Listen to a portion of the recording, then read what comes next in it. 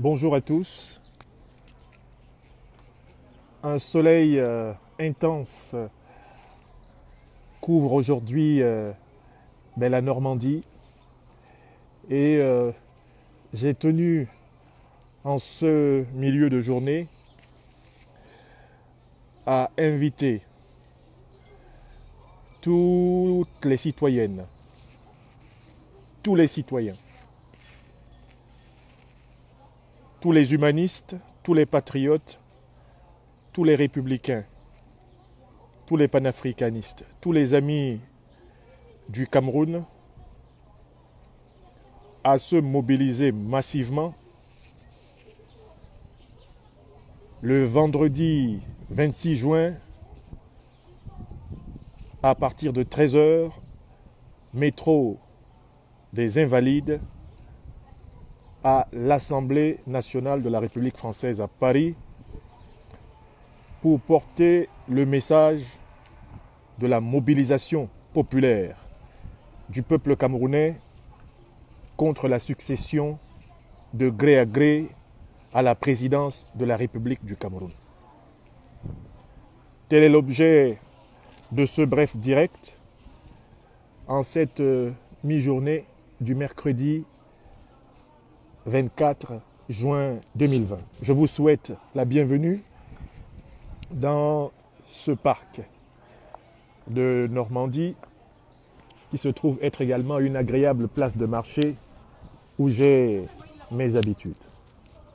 Bienvenue à tous et merci d'ores et déjà de bien vouloir partager ce direct d'appel des Camerounaises, Camerounais de France,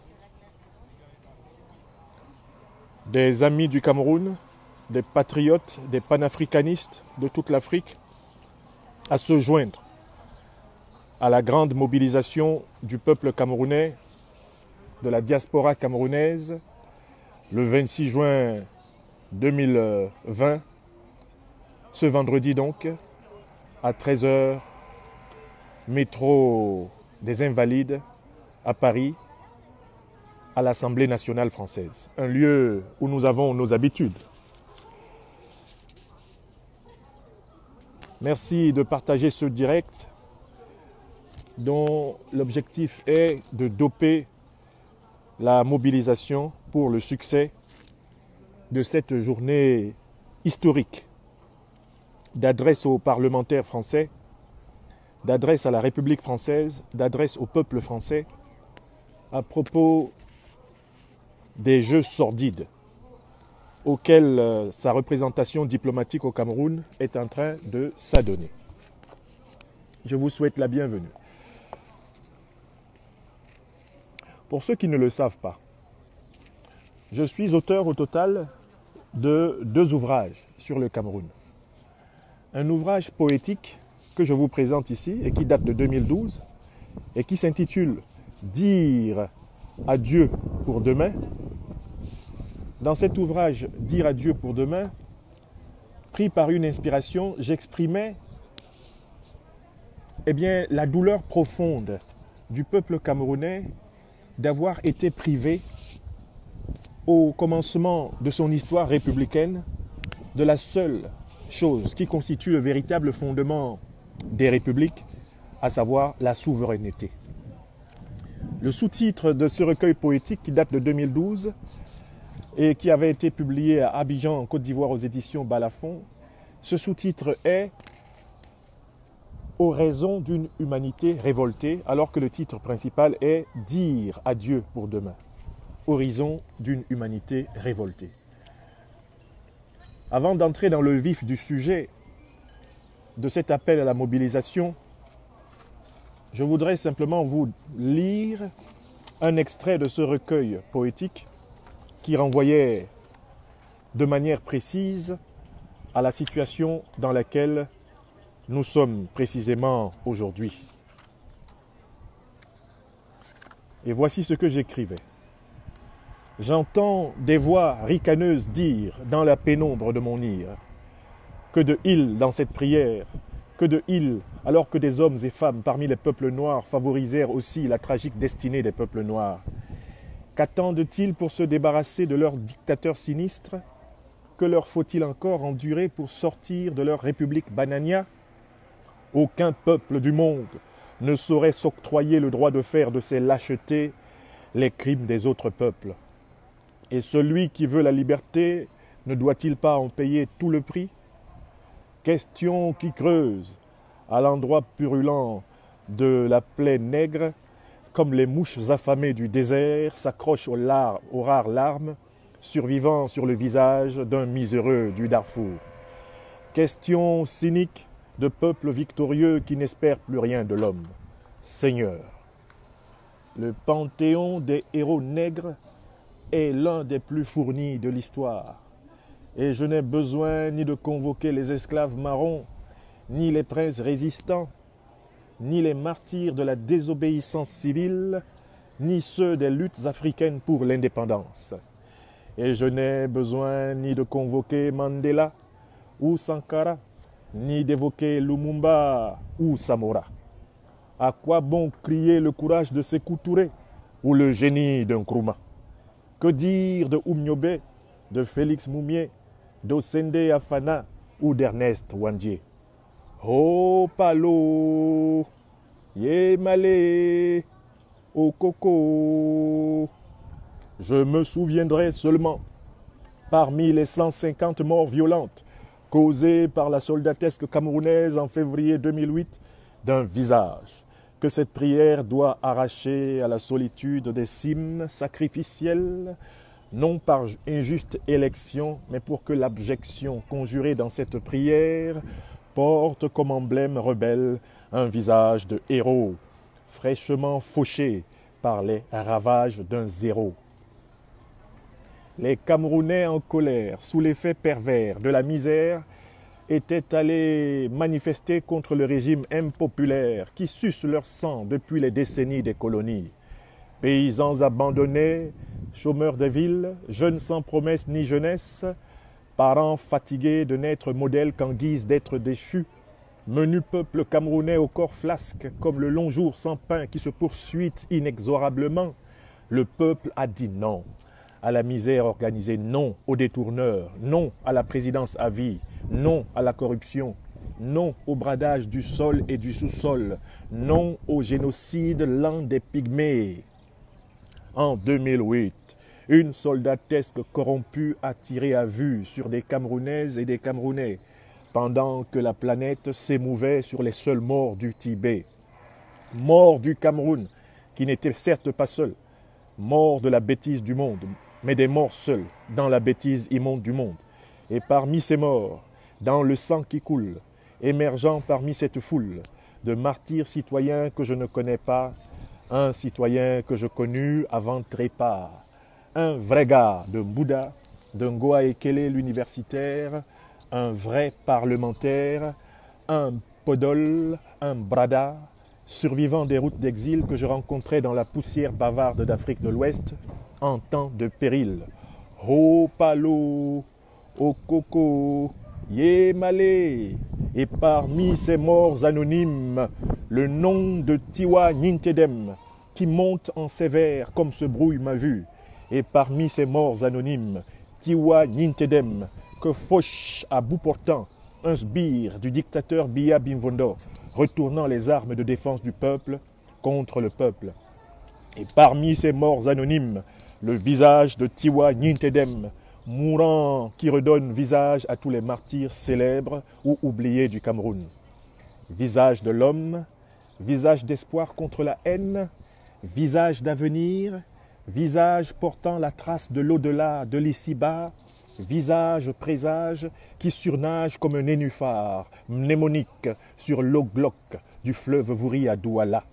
Visage d'homme qui inspira au poète du volcan du Fako des vers tragiques sur le zéro et le héros. Et voici ces vers tragiques pour finir. La terre du Cameroun accueille depuis 200 ans nos cercueils. Chaque jour, béante est la malmort. Le crime organisé se fait sans remords. Mais le zéro zombie zigoto gigolo ne vaudra jamais nos fiers héros. Les mers du Cameroun sont à leur merci et chaque nuit ils les écument sans souci.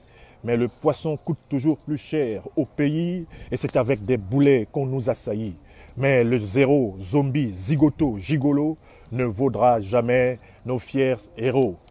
Ils disent que notre liberté tant chérie ne vaut pas un plat de riz pourri, que notre salive même leur appartient. Or, nous, le peuple, rien ne nous retient. Mais le zéro, zombie, zigoto, gigolo ne vaudra jamais nos fiers héros. Ils disent qu'ils peuvent pétrir la Constitution et que le sang de Tiwa leur servira de savon, comme autrefois celui de de Wandier, comme autrefois celui d'Osende et de Moumier. Mais le zéro, zombie, zigoto, gigolo ne vaudra jamais nos fiers héros. Ils disent qu'ils sont nés pour nous gouverner, comme si leur maman respirait sans le nez. Ils disent que leurs enfants nous écraseront, comme si notre peuple oublierait l'affront. Mais le zéro, zombie, zigoto, gigolo ne vaudra jamais nos fiers héros. Ils disent « marchez, criez, courez, sautez ». Et nous ferons toujours nos lois de papier cul avec notre assemblée croupion et nos culbutés qui ne demandent qu'à être guidés sans recul. Mais le zéro, zombie, zigoto, gigolo ne vaudra jamais nos fiers héros. Ils ont dit, mais le peuple décidera lui-même du prix funeste du sacrifice en tête blême qu'il doit payer pour redresser sa crinière indomptable. Et c'est le peuple le vrai lion, et non ses voleurs à table. Mais le zéro, zombie, zigoto, gigolo ne vaudra jamais nos fiers héros.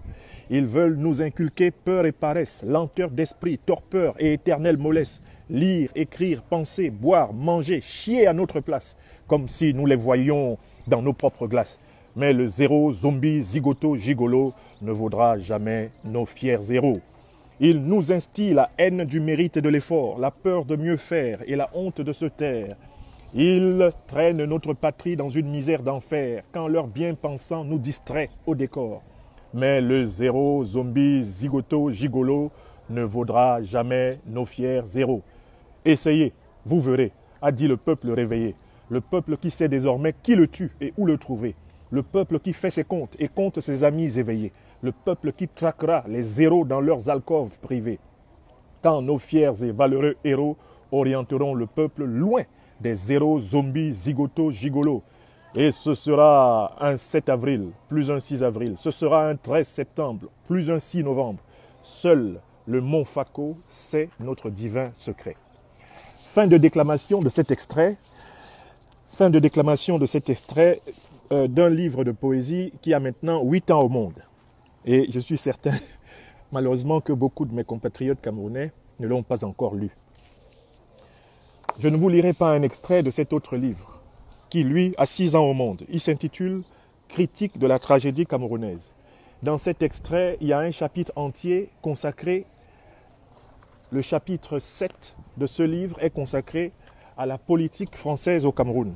Ce livre de 2014 décrit les arcanes de l'exploitation du Cameroun par la puissance française depuis la prise du territoire camerounais sous la tutelle française avec l'approbation de la Société des Nations, devenue plus tard les Nations Unies.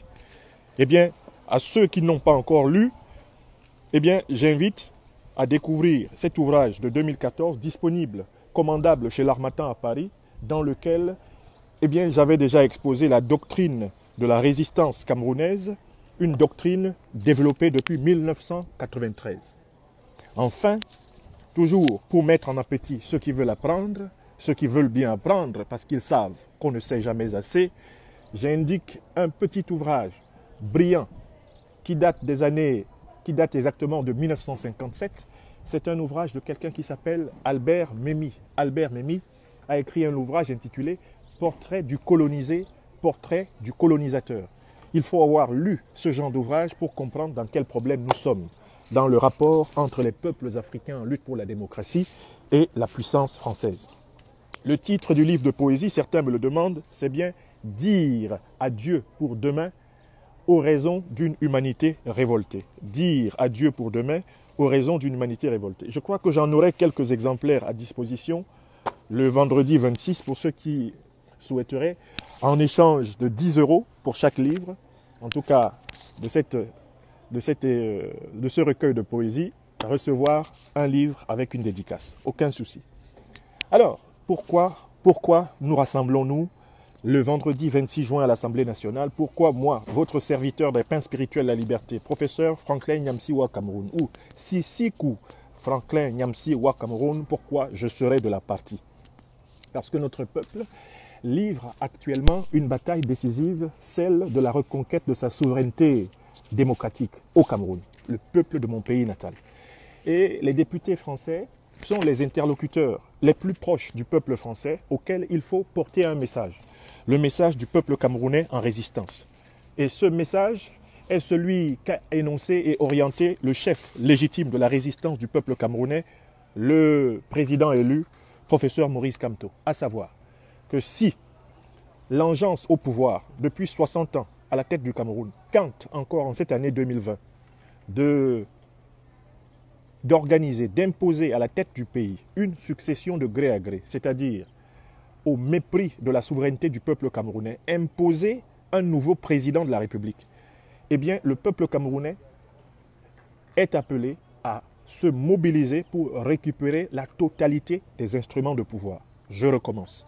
Le message que nous avons apporté aux députés français le vendredi, et ce message, les députés français auront à le porter à leurs électeurs dans toutes les régions de France, dans toutes les circonscriptions de France, c'est que les représentants les plus larges, les représentants majoritaires du peuple camerounais sont venus à l'Assemblée nationale française nous dire ceci: si vous, puissance française, vous associez une fois de plus à l'escroquerie de la souveraineté démocratique du peuple camerounais, vous subirez avec le régime de M. Biya l'assaut de la mobilisation du peuple camerounais qui par millions sortira dans toutes les grandes villes du pays, par millions sortira dans toutes les grandes places du pays, par millions récupérera toutes les institutions de pouvoir du pays afin de refonder un véritable état de droit, afin de fonder une véritable démocratie au Cameroun. Si vous ne voulez pas qu'on en arrive à cet extrême, il est temps de libérer tous les prisonniers politiques. Il est temps d'appeler à un véritable dialogue national inclusif avec toutes les forces politiques camerounaises et notamment aussi les forces du Cameroun anglophone, aujourd'hui en rébellion militaire.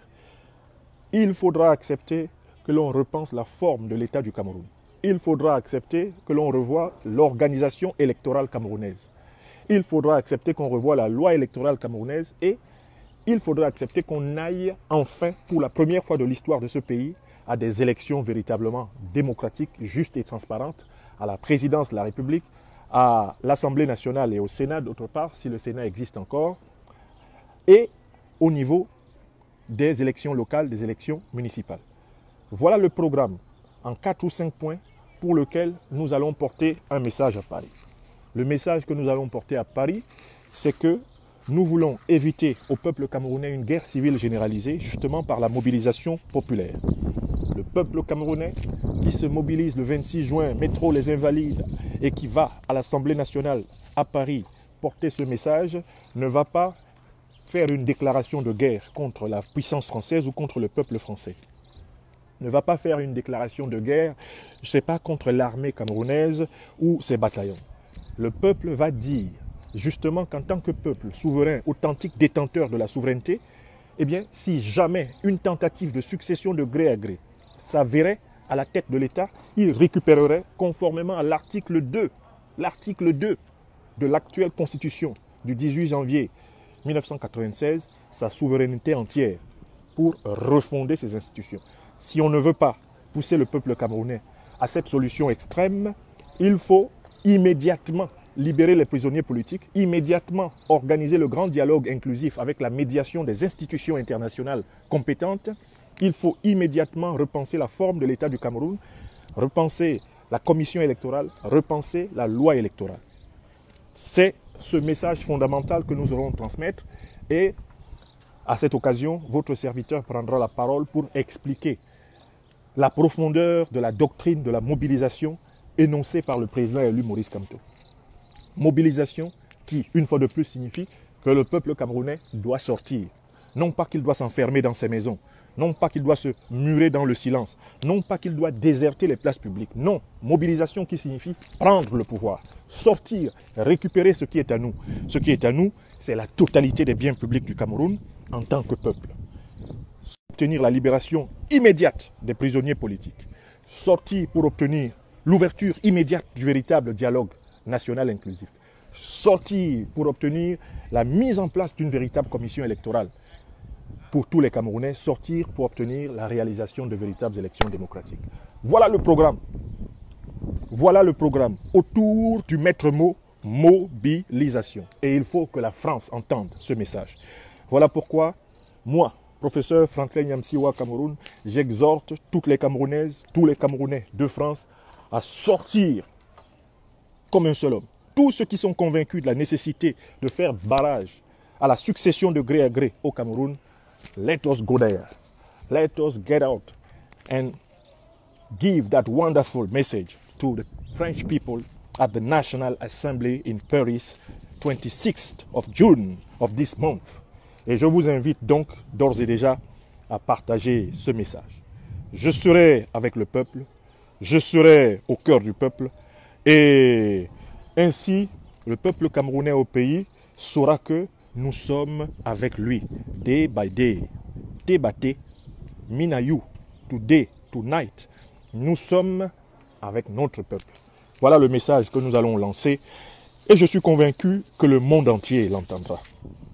When I don't hear me fine, let us be there on Friday, 26th of June at the French National Assembly. Let all Cameroonians, all African lovers of freedom, all friends of Cameroon from all countries, let us mobilize there. Let us go there and say a word to the French National Assembly, to the French Senate, to the French people, to tell them, now this is the end of the fake implication of France in choosing the leadership in Black Africa. This is the end of neocolonialism. We want our people to choose his own leaders by himself. Now, not tomorrow. Don't try again to cheat with the destinies of our African people. And the Cameroonian people will be the first to open, I believe, to open the path of freedom in that francophone Africa, in that France-Afrique, like we call it. Thank you very much, chers amis. Rendez-vous donc, rendez-vous le vendredi 26 juin, place Métro des Invalides, place de l'Assemblée nationale, une place que nous connaissons. En 20 années de France, ce sera probablement la 8e manifestation à laquelle nous participons à l'Assemblée nationale. L'une des plus célèbres à laquelle nous avons participé date, je crois, de 2009, lorsque le tyran Biya reçu en France, eh bien, déclencha une mobilisation qui obtint une déclaration du Parti socialiste français contre sa réception à l'époque par un certain monsieur Nicolas Sarkozy. Déclaration qui fut signée par un certain premier secrétaire du Parti socialiste français appelé François Hollande, qui devait trahir sa promesse, notamment la proposition 58 de son programme « Je mettrai fin à la France-Afrique ». François Hollande qui a trahi l'Afrique et qui est un homme sans parole, qui est un de ces hommes politiques français corrompus, qui un jour devra regretter d'avoir menti aux Franco-Africains. Je vous remercie. Merci de partager ce message. Et je vous rappelle une fois de plus, là c'est 2012, recueil de poésie, pour ceux qui aiment la poésie. Toute l'énergie spirituelle qui anime mon discours pour la libération de l'Afrique et du Cameroun, mais je l'avais déposé dans ce livre de poésie. Et ici, pour ceux qui s'intéressent à la dimension de l'intellect, à la démonstration intellectuelle de la nécessité d'une véritable autonomie, ce livre est de 2014 et les tribunes qui le composent datent de 1993. Elle date de 1993. This is a long time we are in the struggle, and only those who ignore what is the struggle can ignore our contribution for the freedom of our people. Thank you very much. Thank you very much. Have a wonderful day. Bonne journée à tous.